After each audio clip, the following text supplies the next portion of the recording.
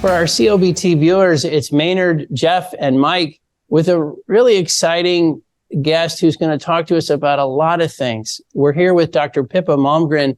Her experience as an author, as a lecturer in corporations, in government, in business is very wide-ranging. She was on George W. Bush's National Economic Council. It was during the period of 9/11 and Enron. Other things, she saw a lot there, but she caught our eye because she's been writing some very thoughtful things around geopolitics, be it Russia, be it China, et cetera. And that's obviously a huge part of the world. She's joining us from London. Her introduction would be, Pippa, if I cited all the great organizations and all the books and all the things you've done, it might take half the show. So forgive me for being short, but it's just great to have you. Thank you so much for joining us. Thank you for having me. I'm really psyched about this. Well, awesome. Well, I'm going a little out of order. Mike is remote today and Jeff is here. So I might ask Jeff, anything on your mind about the macro of the markets as we prepare to talk to Pippa? Yeah, one thing that just, I'm always thinking about is just, as a longtime watcher of the public energy markets, the degree that which we're steering towards normal or away from normal, just as signs of kind of overall health. And, I think it's far from a straight line, but just ticking through some of the things we've seen over the last, call it 8 and 9 months, we saw an oilfield services transaction followed by financing that with equity. We've seen now a merger in the upstream space with a little bit, not an extraordinary, but a little bit of a premium. And then the past week, we've seen an A&D transaction that was then subsequently financed in the public market. And so while, there's obviously bumps in the road, cost of capital for the sectors, far from cheap, it's just interesting to see some signs of normalcy. I think that's healthy. Well, it's also interesting. Arjun had a great super spike this week where he just talked about, hey, all these energy companies, whatever the flavor, they're just businesses. So looking at what the returns are, what the profile is, there's always going to be something up and something down. And so it is, I thought it really put it in perspective. Mike, what would you tell us today as we head into a conversation with Pippa? Yeah, Maynard, what I'd say is it's going to be a pretty chaotic week here. 3 things we want to talk about: macro, commodities, and just general energy equities. And I'd say from a macro standpoint, you don't have to go far to, you see that Thursday is a big day, right? FOMC meeting is Thursday this week. Most people expect that there's 0% chance that they're going to raise. So pause is totally consensus. But it's around 50% odds that they're going to raise at their November meeting. You're seeing the 10-year bond right now is at 4.35%. That's like a 15 to 16% year high. And so that's the market right now. It seems like is getting a little bit weary of whether there's 0% chance of a pause on Thursday. So just keep that in the back of your mind. It's a big macroeconomic event. From a commodity standpoint, look at the screen. It's been green for commodities. I mean, WTI is around $92.50, $93. Brent's well above $95. And so I think what was interesting this week is the IEA, last week and this week came out with saying something to the effect that crude oil demand, coal demand, and natural gas demand will peak before 2030. And Saudi got a hold of that and basically, really challenged that and said, no, we're going to keep growing. This is ridiculous. You shouldn't be talking that way. And so there's been this, give and take between Saudi and the IEA this week, which I think is a healthy discussion. So that's been kind of on a lot of people's radar screen. The last thing we want to talk about is the energy equities. Crude's moved quite a bit, but energies have lagged. And I think energies have lagged because I think energy is looking to see what happens when Saudi actually puts oil back onto the market. Because remember, months ago, we were talking about it wasn't a supply concern, it was a demand concern. Now supply is out there. It's being restricted by Saudi. And I think in that generalists and investors' minds that, the demand issue is front and center still. So when Saudi puts oil in the market, we'll see how crude oil reacts. Crude oil holds pretty well, like in the high 80s, low 90s. I think that's when you're going to see investors are going to come back into stocks. You're going to see multiple appreciation. So maybe that's not today or tomorrow. But Saudi and OPEC are going to be looking at crude oil on a monthly basis, deciding what they're going to be doing. And so my guess is you're going to see some oil on the water before the end of the year. I think if you see oil in the water and, commodities, hold firm, you're going to see the equities really start to play catch up. And so that's what we're looking at right now. So we'll hand it back to you, Maynard. Oh, that's all good stuff. I think to your point, Mike, the fact that the IEA put out a forecast that might not be the right one, that's not shocking, but that OPEC came out and said, here's a counter and kind of labeled it what they did. That's a change in the debate. That's a change in the tone. And maybe to your point, that's healthy because more debate is a good thing. Well, Dr. Malmgren, you know a thing or two about debate. As I mentioned up front, we started following you because we were really keying in on some of your writings around Russia and Ukraine.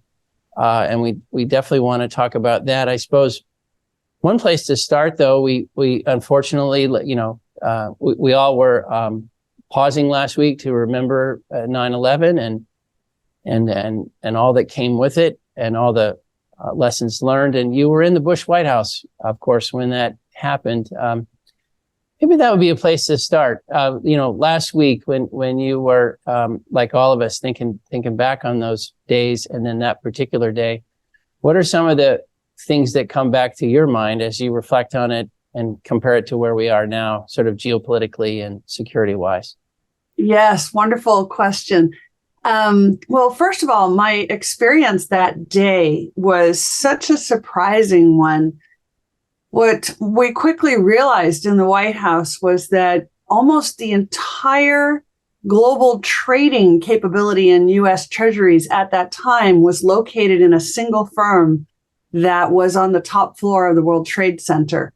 You may recall that in those days, the market wasn't so widely spread. And so there was a real concern whether the US Treasury market could be managed in a different way. And one of the things I had to do was call around all my contacts. I had been running strategy for a couple of the biggest investment banks in the world out of London. So I had a good global network. And I had a good, in those days, we still called it a Rolodex. And if you recall, none of the phones were working. Only BlackBerries worked that day. And in fact, in the White House, it was, you were not meant to have a BlackBerry. They were not permitted because they didn't keep an automatic record of everything at that time. But a few of us had a BlackBerry, and I happened to have one. I happened to have a whole bunch of the phone numbers. So I remember getting on the phone to find out, can somebody else pick up the slack and create a market for US Treasuries? And interestingly, the answer was yes, absolutely. The much harder problem, which took a whole week to solve, was how do you turn the New York Stock Exchange back on? What happened there was very practical, the kind of problem that, you never study when you look at financial markets. But bottom line is the power station for Lower Manhattan was located underneath the building. And so initially it was on fire, and then the fire officers came and flooded it. And both are really, really bad for electricity. And so the New York Stock Exchange was frozen, and the whole world couldn't clear their trades. So no one knew that everybody had an open position on the New York Stock Exchange. And as a result, nobody could close their books in any other part of the world. And that remained the situation until we got the New York Stock Exchange turned back on, which, again, amazingly, actually involved really practical matters. Like one of the team managed to source a power generator from the military, mainly just through mates, not because anybody had an emergency plan, because no one did. And we managed to get that up I-95 into, across the water into Lower Manhattan and down where the New York Stock Exchange could then forward the data so that they could begin operations again. And it was a very tense week because the New York Stock Exchange was really afraid that if they turned it on, it might fail. And then the markets would be really, really uneasy. And it was better to not even try than to show that we weren't sure it could work.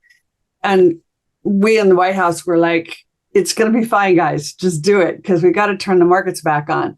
So it was an incredible practical task to turn on two markets that we always consider to be fully functional at all times. And a real lesson to remember that even the most fluid liquid markets can be completely gone. We just assume there's always electricity, right?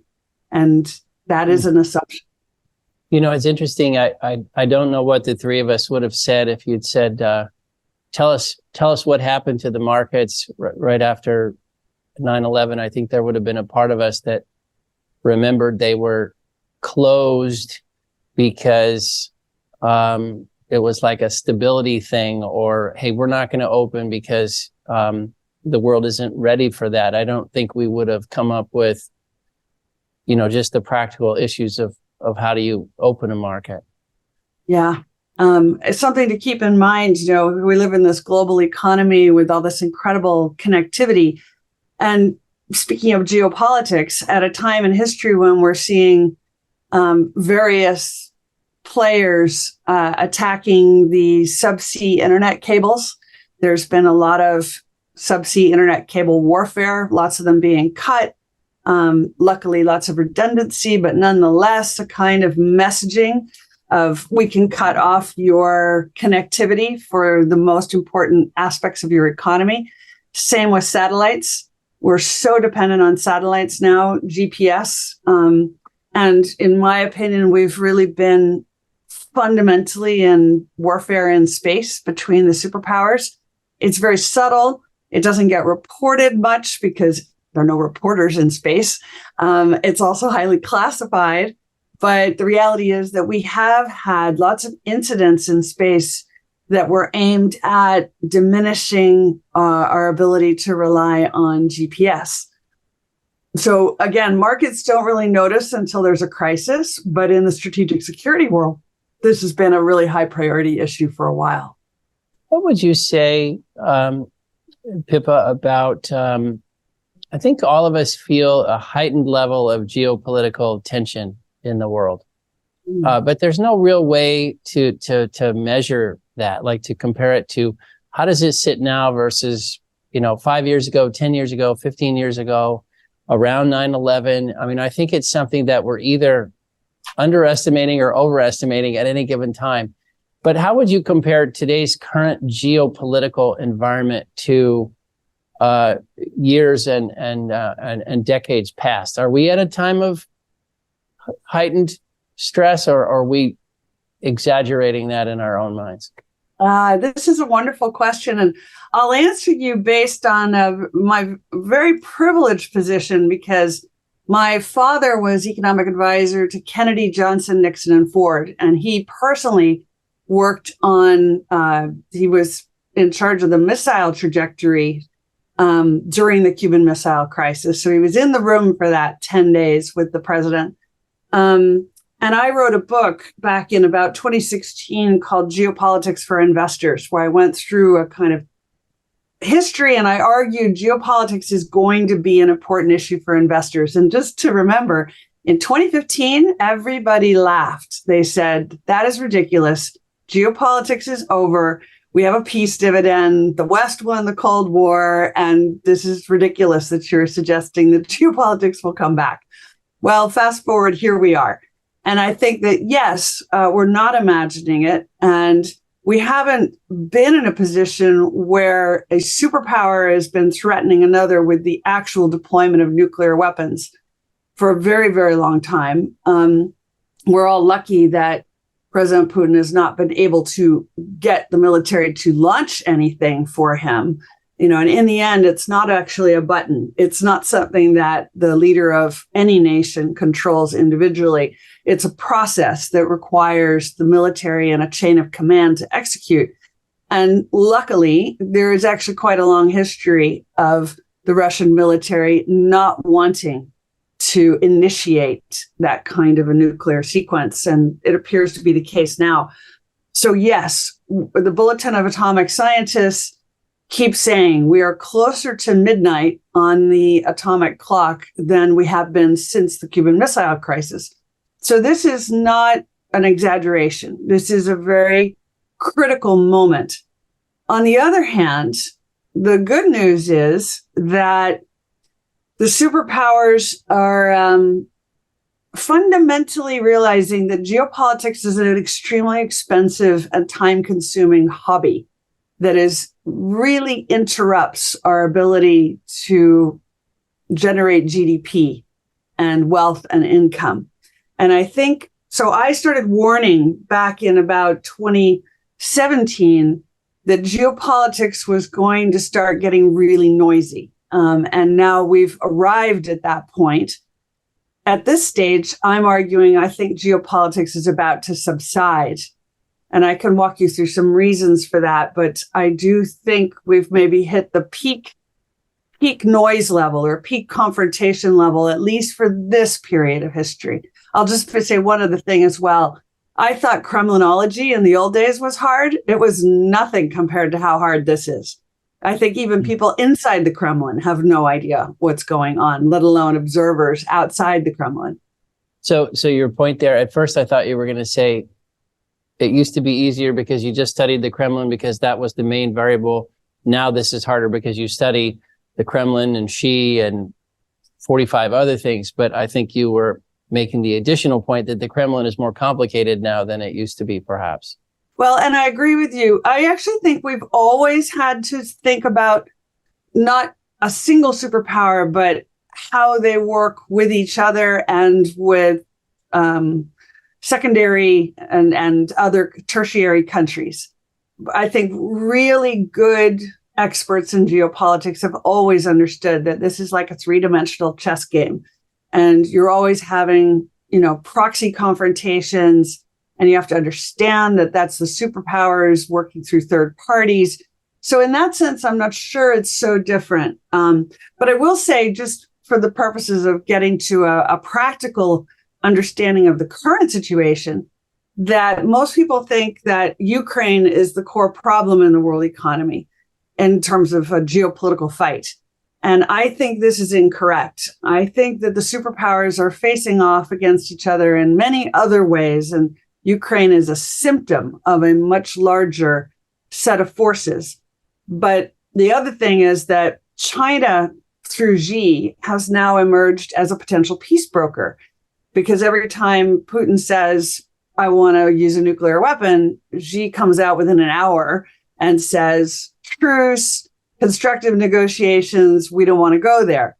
And so the US has turned to Xi and said, great, we'd love to work with you on preventing, inhibiting the risk of a nuclear event. And Xi's response is, great, but I've got a list of things I want as well. And those include not only Taiwan, but I think a number of other issues, just for the sake of controversy and interest. Maybe the main one being that I think increasingly everything east of the Urals in Russia is controlled by China, a Chinese business. So Russia is getting much smaller as a result of its focus on Ukraine and the cost of the economy. And that incredibly resource-rich part of Russia that is from the Ural Mountains east through Siberia is super attractive to the Chinese. They want to develop it. They have millions of people in that part of the world where the Russians have very, very few. So China is effectively expanding into Russia very quickly. And although no one will announce that the border has moved, I think it actually has. And so China is going to emerge as a stronger player in the world economy because it has a new source of resources. And Russia is effectively much smaller and more of a some would say vassal state reporting to China. So bottom line is we're going to end up in conversation with China about how to resolve Ukraine. That's fascinating. So I guess one of the things we've all seen in the headlines lately is, you see Janet Yellen going to China. You see other administration officials. You see this sort of China outreach. And one way to see it is we're trying to improve relations with China, just that relationship. But another way is to see it, we're trying to do something about Russia. What's the way to think about this what seems to be a bit of an outreach to China that's going on right now, if that's a fair way to characterize it. I think it is. So first of all, I would say to me, it seems clear that there's a very important shift underway right now in China, which is the Politburo has become uncomfortable with the way Xi is being so aggressive and bellicose and threatening war. And I do think that his threat of war with Taiwan is not really about Taiwan. It's about imposing greater control on the domestic environment within China, because nothing gives you more control than announcing you're going to war. But the Chinese public and the Chinese leadership don't want to actually have a war. And the Chinese military, particularly Navy, are very close to the US Navy. There have been deep contacts for a very long time. And notice that Xi keeps eliminating or purging from his power structure all the Chinese officials that have those close relationships with the American Navy or with the American government. And it's because he's afraid that everybody's talking to each other behind the scenes going, well, we don't want to have a fight. All right. And to be clear, General Milley, the chairman of the Joint Chiefs, has repeatedly said we are in the midst of a significant and underreported military buildup in the Pacific. This is totally true. And the U.S. position is yes, because we want to deter the Chinese from even thinking about having a conflict with us. But the reality is the more stuff that you have available, the greater the risk that someone does use it, or that you have an accident of some kind that sparks a confrontation or a conflagration. So I think the good news is the opposing power group in China has always been the Shanghai families, who are extremely commercial. That's the land of Deng Xiaoping. And they are now coming forward and saying, look, it was one thing when the economy was booming, then Xi could have the whole military report to him personally. But, now the economy's not going great. And this maybe is too costly personal desire that he has to have more and more power. And notice that the whole intelligence apparatus was recently moved under Xi's control as well. So it doesn't report to the Politburo anymore or to the state, it reports to him. And so I think there's a big backlash, and you can see little symptoms of this every once in a while. And the end result is that the leadership in China, other than Xi, would really like to go back to work and get to making money again. And they really don't want to have some kind of terrible fight with the US. You had just referenced that you thought on the Pippa index, we were kind of reaching a bit of a peak, and then, maybe geopolitical tension is going to start going down. Do you want to elaborate on how and why you see the world perhaps looking like that right now? Sure. Well, if we look at each of the leaders, they're all behaving sort of similarly, which is they've all had aggressive language toward each other, but they're also all eliminating members of their inner circle. And the problem is that when you start taking out your inner circle, there is no circle left to protect you. So in the case of Putin, we have this long list of anyone who has not just said no, but even, said, well, sir, maybe we should think again about this or that or the other. They all are ending up, let's say, they get thrown out of windows. They are off the top floor of a building. There's a wonderful word, which is defenestration, which means to be thrown out of a window. And you almost never get to use that word, but Putin has a defenestration strategy. And the end result is there are fewer and fewer people in his inner circle, which means his ability to govern is diminishing all the time. And we can see that with what happened with Prigozhin, who many of you will know led the supposed coup attempt against him and then was killed in a plane crash. Kadyrov, who is another former Putin supporter that might be an opponent, is suddenly in the hospital, very unwell. So bottom line, it's hard to see how he continues too much longer when his inner circle is getting smaller and smaller. Same thing with Xi, for the reasons I described before. And he's purging lots of people out of his inner circle. In his case, they just disappear. So it's you got defenestration in Russia, we got disappear in China, and then you come to the US. And actually, something similar is happening, which is the support for President Biden is not strong, even amongst Democrats.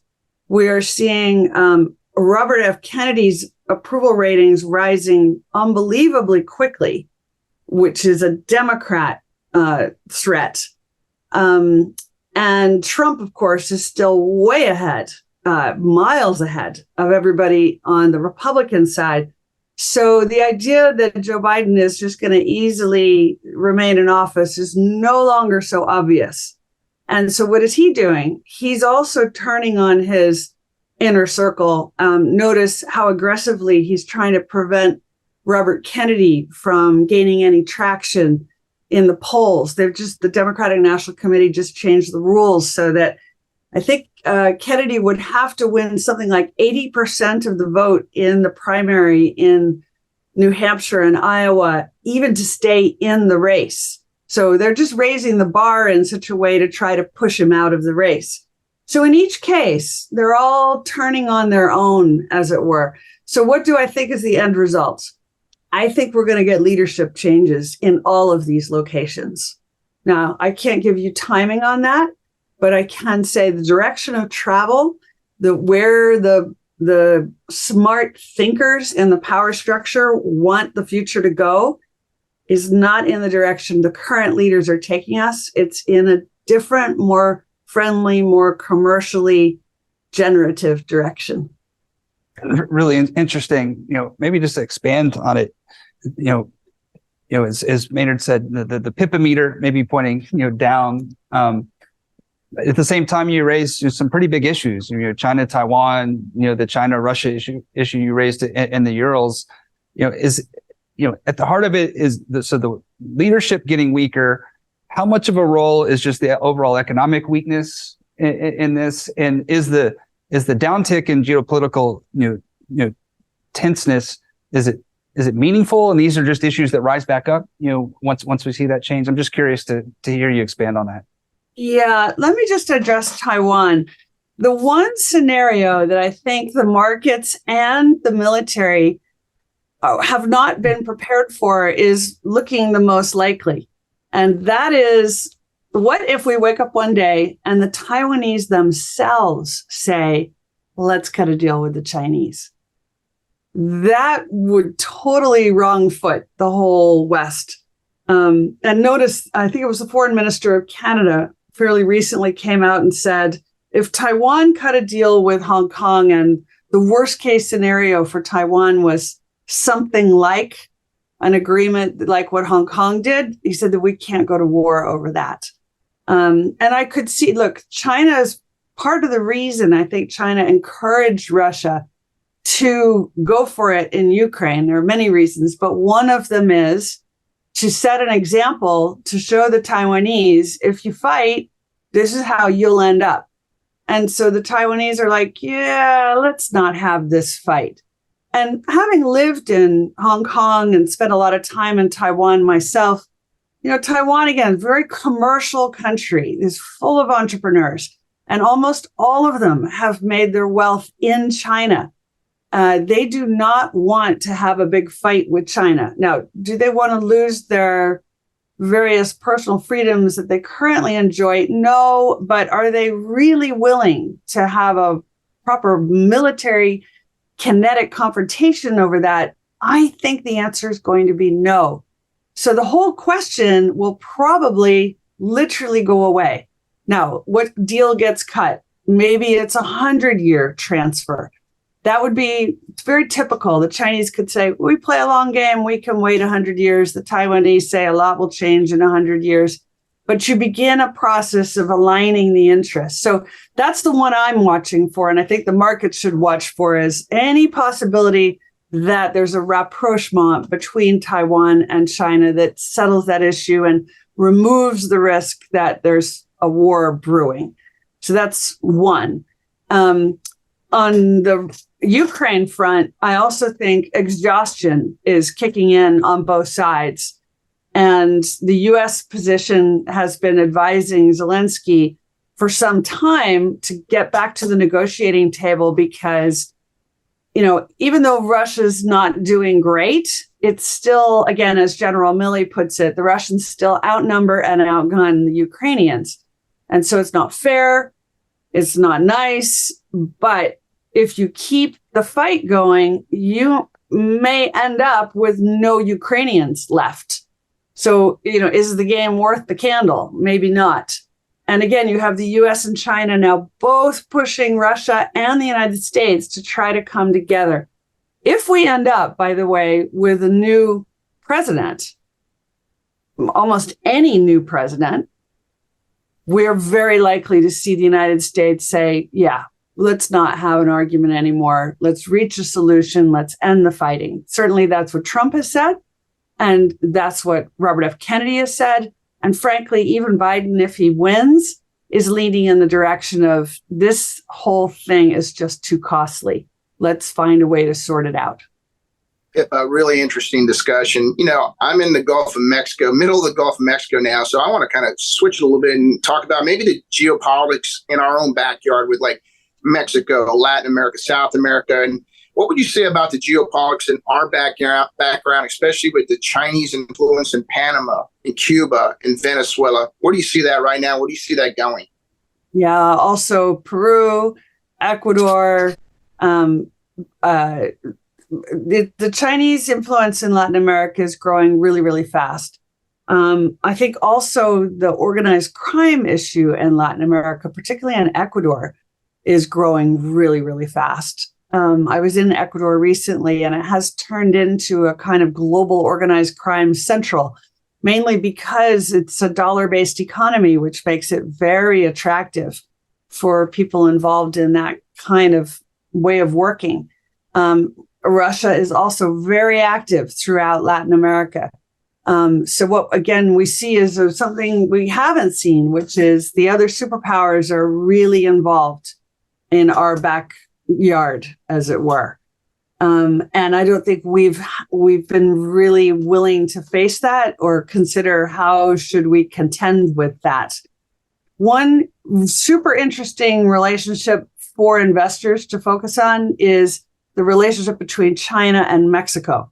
So Mexico has emerged as the replacement for China in terms of the manufacturing supply chain, and their quality control is much higher than China's. So the American firms love working with Mexican firms for the whole manufacturing supply chain. And manufacturing is, on the up and up in the US because we are not willing to buy stuff from China anymore. Plus, we're now entering a very new manufacturing era with additive manufacturing, 3D printing, the integration of chips and hardware, which I've had to come up with a new word for this because there's no business model yet. All our business models are for SaaS, meaning software as a service. But what's happening now is hardware plus software as a service. So think of the BMW with 3,000 chips in it, and they charge you every time you use a windshield wiper or you turn the heating on in the seat. So you pay the price for the car, but you also have a cash flow associated with how you use the car, the subscription model. Even though, by the way, the public really hated the paying for the heated seats. I think BMW just announced they're not going to do that anymore. But they're trying to figure out how to do the two together. So what do we call software and hardware together? We call it shardware. And I think shardware is a whole new business model that Silicon Valley and the venture people are just starting to embrace. So why do I say this is important for geopolitics? Because China can work with Mexico. Mexico can work with China. Those two are very aligned. And then Mexico works with the US. So is this a way that the US and China are able to work together through the back door or the intermediary of Mexico? Yes. And I think that triangle is going to be extremely powerful and generate a lot of profits for all parties. By the way, there's a similar triangle in Asia, which is between India, the Middle East, particularly the Emirates, and East Africa, because East Africa is so driven by Indian entrepreneurs. And who is funding all that and wants to be the backer of the growth of that part of the world? Abu Dhabi and Dubai. So there's another triangle that's very powerful. And then, of course, we have places like Saudi that are quickly emerging as major regional power centers in ways that they never were before. And Saudi's working with everyone, with Russia, with China, with the US. They're like, we are not taking any sides. And they're quickly moving into new technologies that are going to be revolutionary for the market.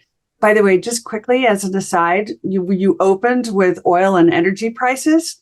I tell you, the one thing that I'm finding, especially American energy firms are not getting, is there's a whole new source of energy that is imminently coming online that is going to completely disrupt all of the oil and gas suppliers, all of the hydrocarbon market. And that comes from space-based solar power. So I know people think this is science fiction. They think it's 25 years away. This is not correct. It is within a few years. Both Airbus and Caltech have proven we can capture the sun's rays in space, either on satellites or the lunar surface, convert it to radio waves, safely beam it to any power grid anywhere in the world, and deliver cheap, clean energy at any time for electricity. This is such a game changer that when I hear the guys in Houston go, oh, yeah, whatever, that's not really going to touch us, I'm like, Kodak. You guys are going to be like Kodak if you don't pay attention to this. So that requires some lateral thinking. But there's a reason the Saudis are backing space-based solar power big time. And we should be paying attention to the speed at which it's coming online as well. Pippa, I think you just redefined what it means to say, oh, that was a Kodak moment. Yeah. That's a slightly different Kodak moment. Well, I will tell you, through some of our friends at Caltech, it is on our radar to explore more of what's happening in that area. So we're definitely going to do that, particularly given your comment. Could I ask you one comment just to kind of shift gears a little bit? You wrote a highly acclaimed book called The Infinite Leader. And so you've spent a lot of time thinking about leadership, organizational leadership, corporate governance. That's a big part of the things that you've written about and thought about and talked to organizations about. What would you tell us about, and then as you went through the geopolitics, you hit 3 leaders and 3 distinct personalities and 3, big influences as a result. What would you tell us about leadership, today's leaders, the world's leaders? Are we creating good leaders today? What's your latest thinking there? Yeah, it's a great question. Well, first thing, how do nuclear confrontations always end, other than World War II, right? The one time they were used to bring a war to an end. Since then, every time they're threatened, they always end the same way, which is in a hug. And people are like, what are you talking about? What do you mean a hug?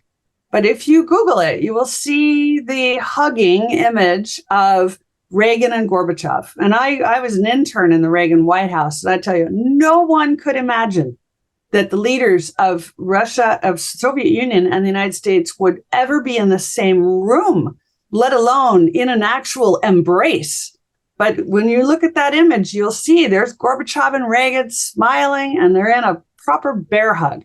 Similarly, no one could imagine Nixon and Brezhnev, but they had the same thing. And so how does this end? I think it'll be the same way. Now, I'm not saying that Putin and Biden are going to have a hug, just to be clear. But I do think their successors will. And I'd put money on that for all the reasons I mentioned above, right? Everybody just wants all the fighting to stop, and we all want to go back to work and, build a better future. So that's one thing. And so leadership in the end always arrives at the same conclusion. Once you're threatening nuclear weapons, and, again, my dad learned this lesson sitting with Kennedy during the Cuban Missile Crisis. He said, when you get down to 3 or 4 hours and you all realize this is literally the end of the world, he said, everyone loses their nerve. No one wants to go there. And they'll all find a way to negotiate out of it. So I'm going to count on humanity continuing to have that instinct. So that's one thing about leadership is it's still human. And that's encouraging. Could I just ask you about while we're right in this moment, much is made of this autocracy versus democracy type. It's like a new way to characterize the world. But then, as you went through the Putin and Xi, particularly Xi, for reasons of commercial interest, you didn't mention it, but in today's information economy and in today's connected world, like. Is it really possible to be a dominant autocrat anymore? Is that you just can't control a country like you might have been able to 50 or 100 years ago? Does that analogy, autocracy and democracy, is that really something we should be latching onto as a way to understand today's world? Yeah, I think that it is important. And I have to say, for 15 years, maybe 20, everybody has been saying China is the future because their autocratic system means they can make decisions and they can build a road whenever they want, and we can't do this in the West. And I've totally disagreed through that whole period because creativity and imaginative solutions are messy. And we are very messy in the West, but we are highly creative, and we do manage to produce the best innovation in the world economy. In China, in contrast, they were doing fine for a while, but the reality is when they decided to cut off the access to the global internet, right? In China, you can't access the top 4,000 websites in the world.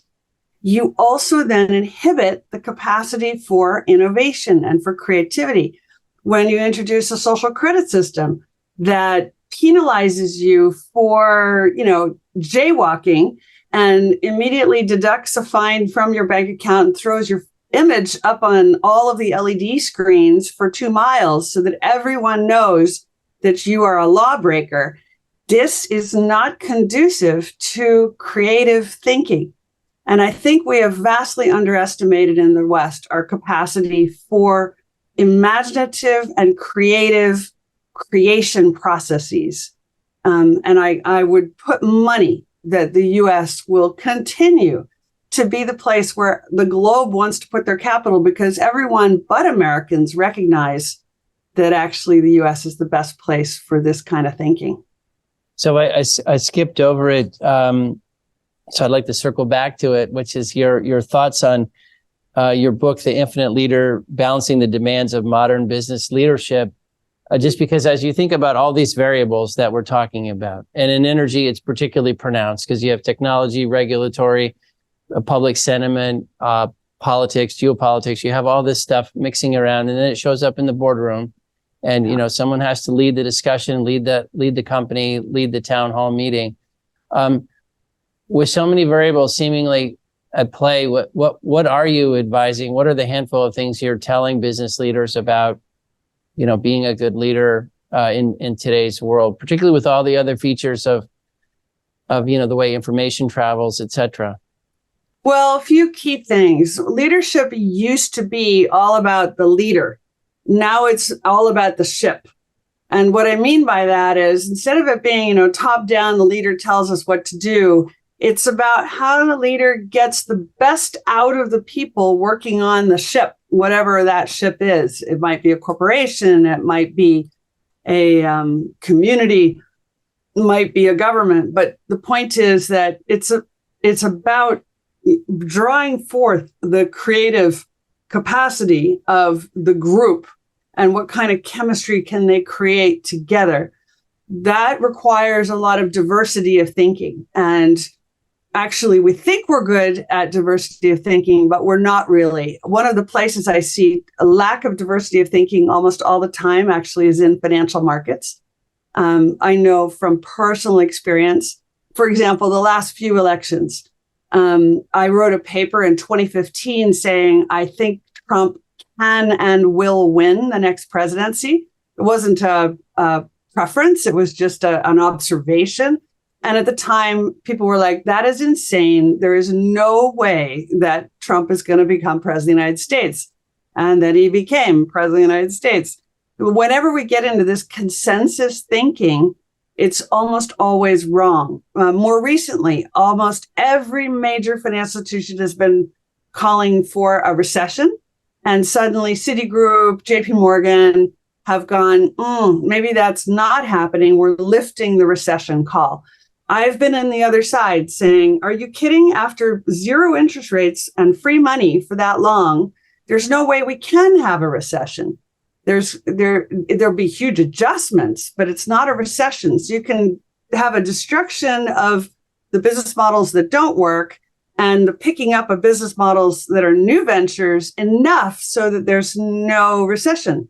But that was considered outrageous and not possible. And so lack of diversity of thinking is a really big problem, especially in financial markets. And good leaders will always allow opposing views to come forward, because if you don't think about other possibilities, you're never prepared. And I would say the key takeaway is prediction is a really tricky game and a kind of a mug's game.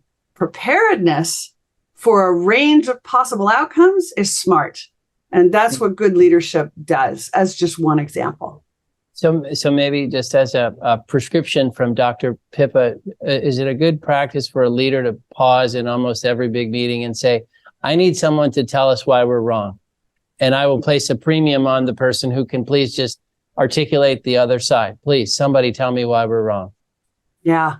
Or even better, somebody give a completely different possible outcome than the one that we've all decided is inevitable. So it's not so much wrong, it's just different. So maybe one last one for me, Pippa, and we'll jump back around with Jeff and Mike again. So you were in government. You're a economist, a business person, geopolitical. You have so many angles on things.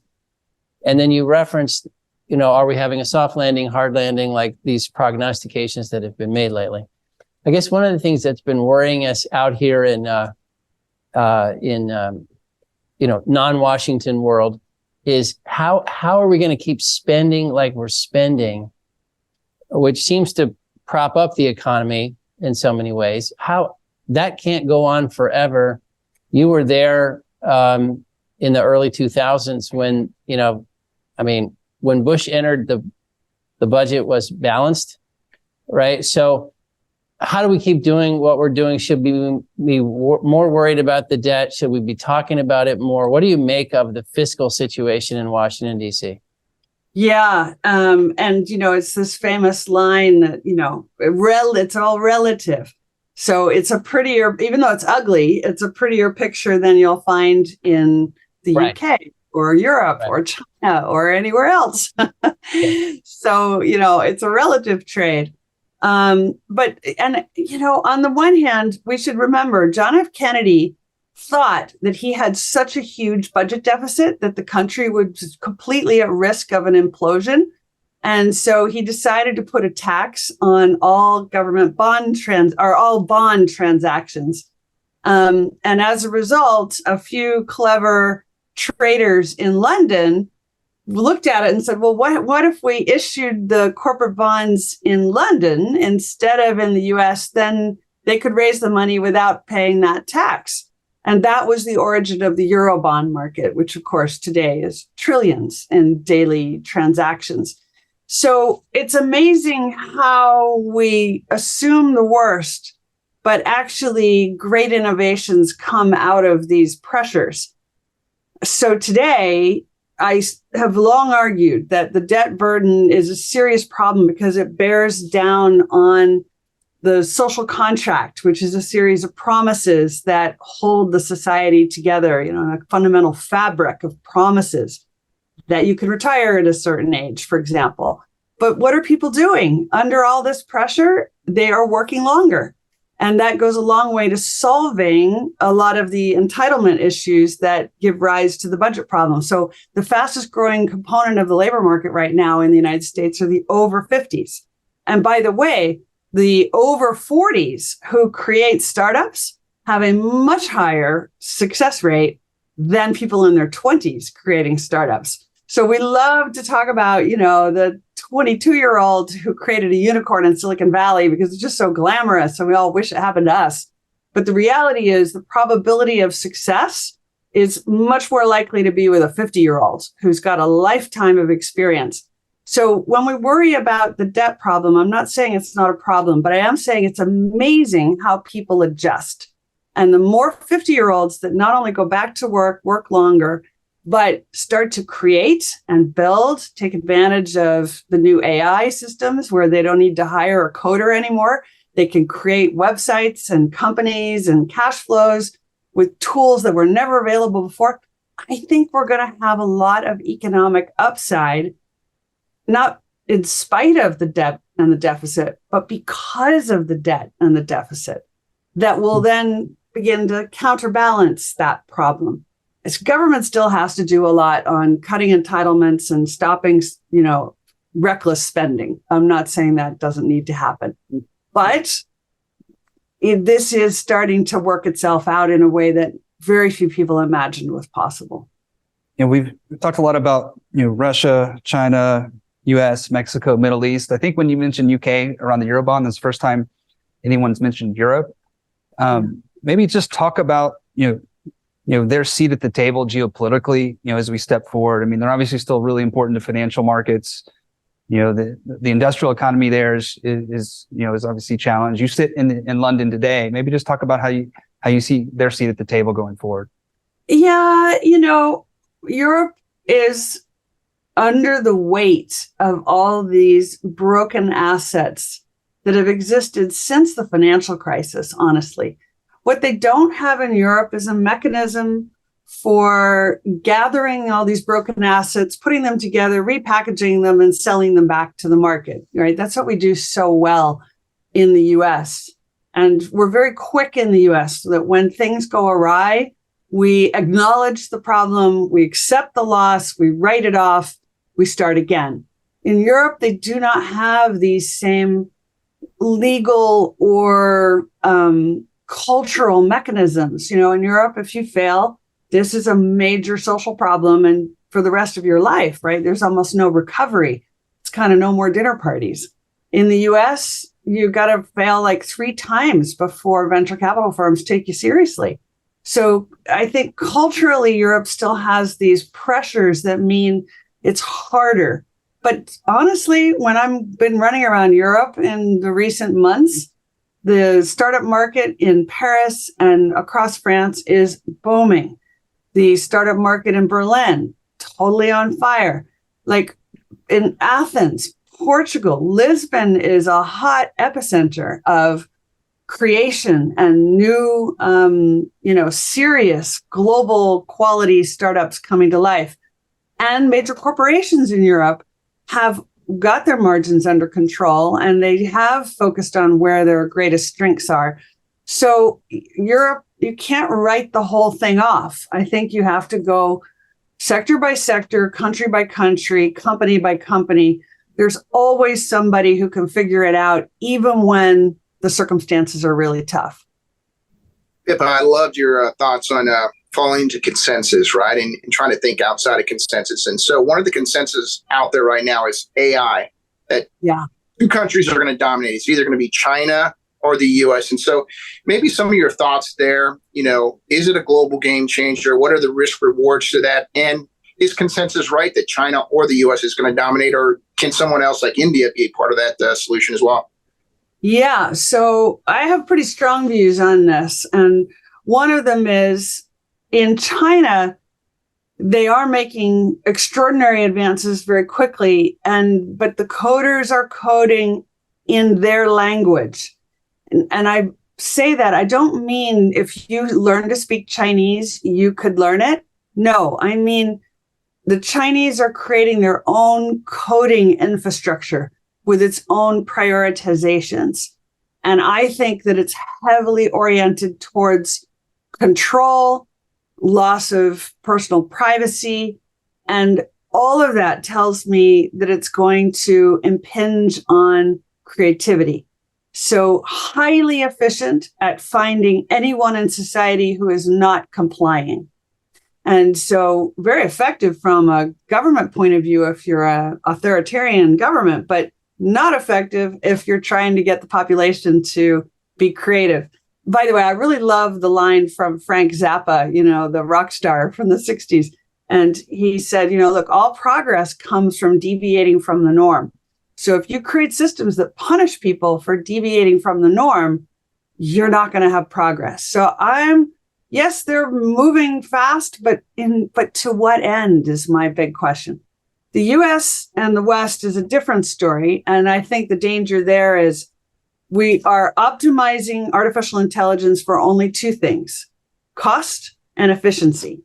But humans don't, A, they're not very cost effective. B, they're not actually very efficient. They, as I said earlier, are messy, and creativity is a messy place.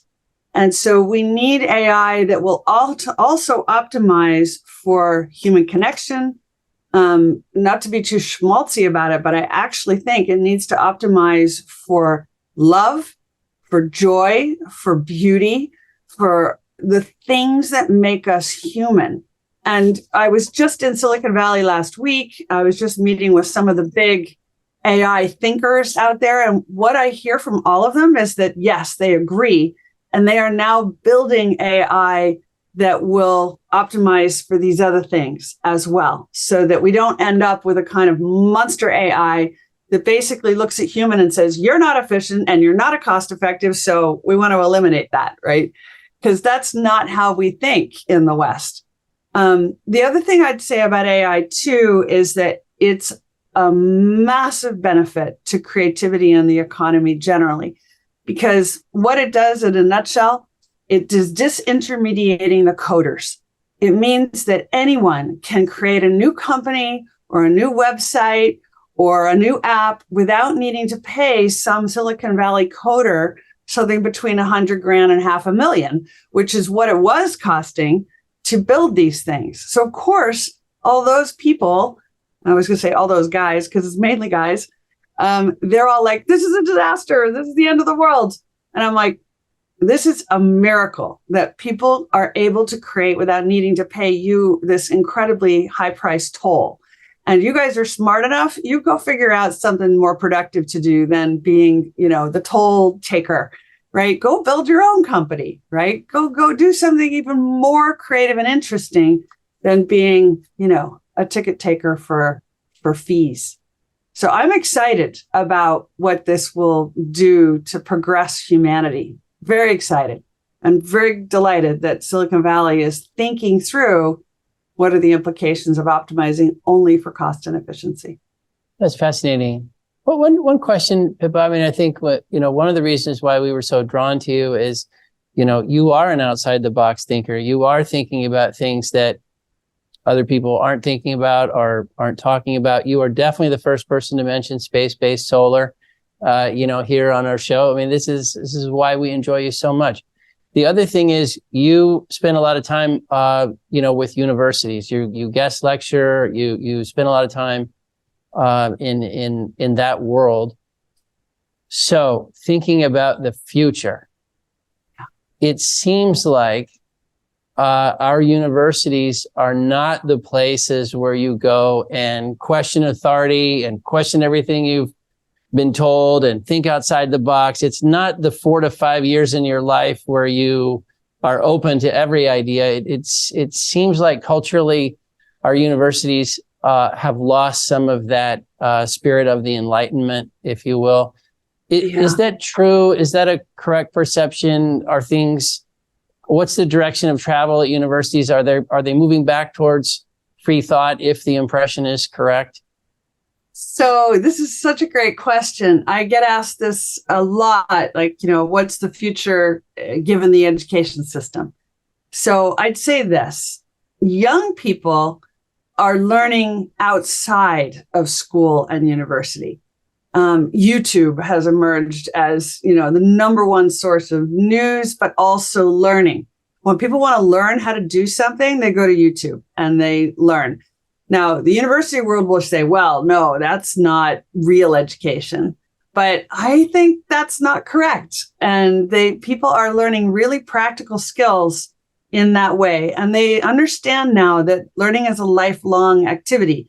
We don't live in a world anymore where you go to college, you pick a degree, and then that's your specialty for the rest of your life. It just isn't. We're now having to chop and change, learn new skill sets, broaden our capabilities at all times, not just once when you're in your 20s. So that's a dramatic change, and people are doing that. Look at the incredible explosion in online education, executive education, and the speed at which technology is changing really requires us to keep doing that. So I think the schools systems at any level are not keeping up, and that's okay because everybody's just driving past them. It's like being on the German autobahns, and there's some old claptraps that are going pretty slowly, but people are figuring out how to get in the fast lane and just pass them. So that's what's happening. Now that has implications for business, because in business, what we've done for, since the Second World War is apply these very narrow filters where we say, you can't work here unless you went to college, and you went to a good college. You went to one of the 5 colleges we think are the best in the country. So they narrow. And as a result, we've ended up with a much more elitist system, which I think is now backfiring. And so one trend that I detect is chief executives, particularly in the United States, are telling me we are now hiring 18-year-olds. We are not requiring a college degree, let alone a master's degree or a business degree, because for the last 15 to 20 years, people come out of those degrees saying, I am so brilliant that my first job should be assistant to the chief executive and my second job should be chief executive. So the companies are going, no, why don't you start on the shop floor and work your way up? And so the young 18-year-olds are like, great, you're going to pay me money and pay for my college education, which I'll do part-time, and teach me real stuff. I love that. To somebody who's 30, they're like, I'm upset that I'm not a chief executive by now, right? So we have a generation change, but I'm super encouraged by that bypassing of the traditional education system. And it's not that I'm opposed to higher education. I'm, have more degrees than I can even remember, but that's not what learning looks like now. That's a part of it, but there's a much bigger story, which is exciting. That's fascinating. Well, Pippa, it's hard to wrap it up because there's so many things we could talk to you about. It's been so much fun. If there was a closing question, because you're such an interesting person, and for us and for our viewers and listeners, if someone was going to go read a book or spend some time on a certain subject or just go do one thing, do you have a recommendation for, boy, if you do nothing else, go do this or go read this or go expose yourself to this? Like, what's a little piece of advice? Because we all have to keep open minds and be thinking, widely and broadly and with optimism. And so what's just the last piece of advice from Dr. Malmgren? It's actually not a book. It's a mindset. I think that every single person watching your show here has spent their whole career thinking about scarcity, right? Everything's driven by there isn't enough. And that's what allows you to set a price for something. Your logistics and supply chains, everything is based on there's not enough. Well, I think that we should spend a little time imagining a world where there's genuine abundance. And that is now possible because, for example, we have computational power that's allowing us to solve problems at speeds that were unimaginable in the past. Like the fastest supercomputer in the world took 10,000 years to solve a problem that Google's Sycamore computer can solve in 200 seconds. So our capacity to solve problems is now becoming abundant and plentiful. our ability to generate solutions like what I mentioned with space-based solar power. We all need to imagine, what if we could have unlimited, cheap, clean energy? What does the world look like then? And since we've devoted so much of our brain space to scarcity, try to devote a little bit to the possibility of abundance. It will give you a headache, I promise, because it's just such a different way of thinking. But I think that will open our minds to possibilities that we will otherwise miss. Pippa Malmgren, thank you so much. Come see us in Houston. We really appreciate you spending time with us today. It was great. Thank you for having me. I love it. Wonderful. Talk to you soon. Thank you, everybody.